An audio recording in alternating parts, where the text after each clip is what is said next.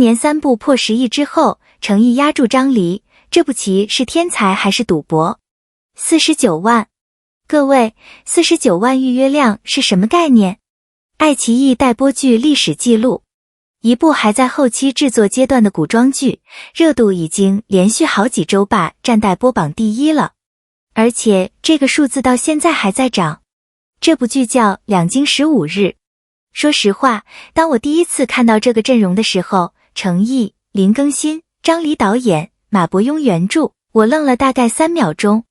不是因为惊喜，是因为这个组合太复杂了，每一个名字单拿出来都能聊半天，放在一起，我脑子里同时蹦出了10个问题。所以今天这期视频，我不打算给你念剧情简介，你随便搜一下就能看到。我想做的事情是，把这部剧一层一层扒开来，从最表面的狂欢，到最深处那个真正决定它成败的关键问题。4层，咱们一层一层来。先说第一层，就是你打开任何一篇关于这部剧的文章，都会看到的东西。阵容。程毅这个人，作为他的粉丝，我肯定是带滤镜的，但有一个数据我觉得是客观的。2025年他3部主演剧集，富山海累计播放量37 37亿，天地剑心突破10亿，长安24季12 32亿，一年3部破10亿，加起来将近40亿的有效播放量。这个产量和数据放在整个行业里，说句不夸张的，很少有人做到。你可以说他是住在横店的男人，但住在横店不代表什么，住在横店还能每部都保持这种量级的市场表现，这才是关键。然后是林更新。2024年对林更新来说是个转折年，与凤行和赵丽颖合作，玫瑰的故事演了个方协文，让全网恨得牙痒痒，但也恰恰证明了他的演技。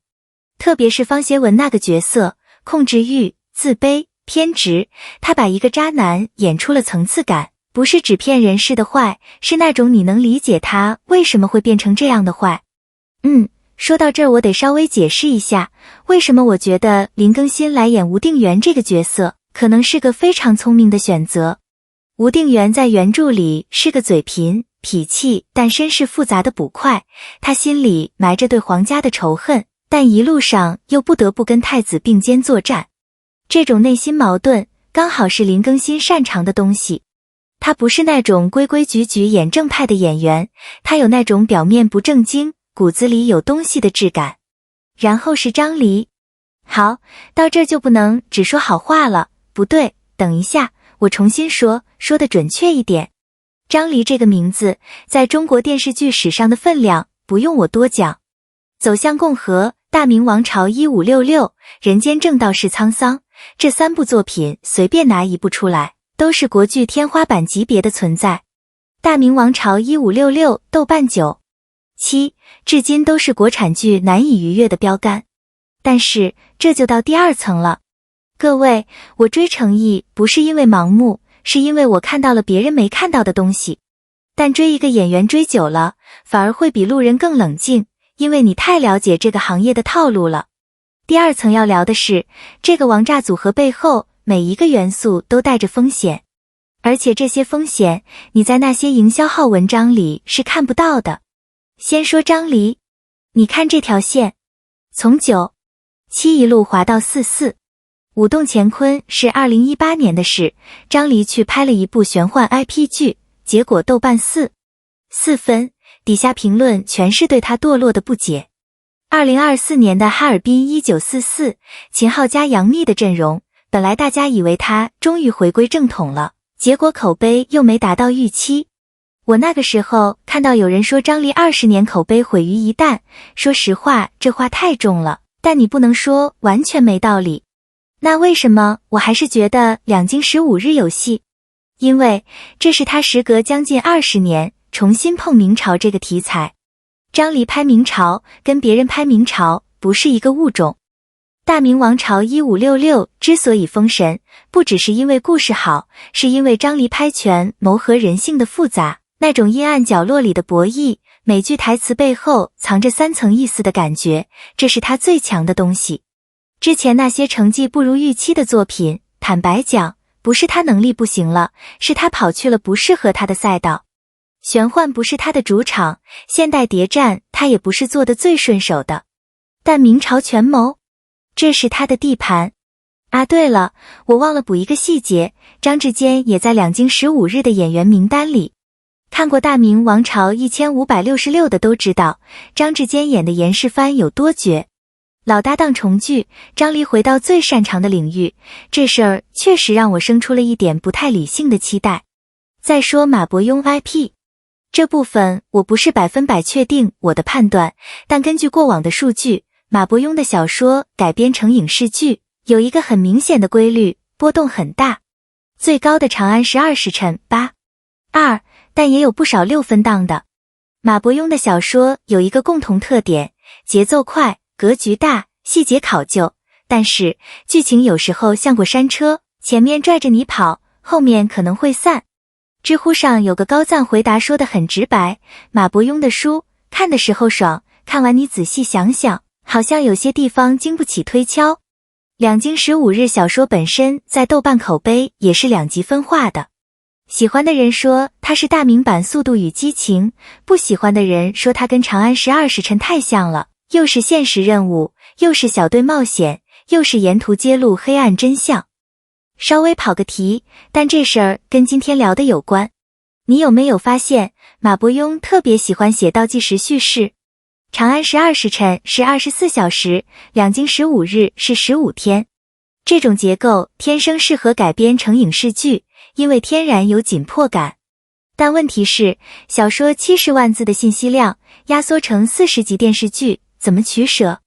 这个才是考验编剧功力的。好吧，我知道我扯远了，拉回正题哈。第3层，我想聊一个可能有点冒犯的问题：程毅能接住张离的戏吗？我先表态，作为他的粉丝，我当然相信他可以。但我今天要用分析来说服你，不是用信仰。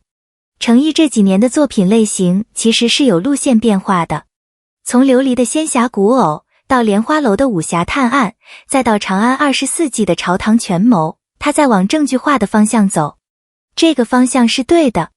特别是莲花楼那部戏，让很多之前不关注他的人开始认真看他，因为李莲花这个角色需要的不是帅，是那种疲惫、通透、举重若轻的感觉，他确实拿捏住了。但是张离的戏跟之前所有这些都不一样。张离的表演体系是什么？是台词及武器。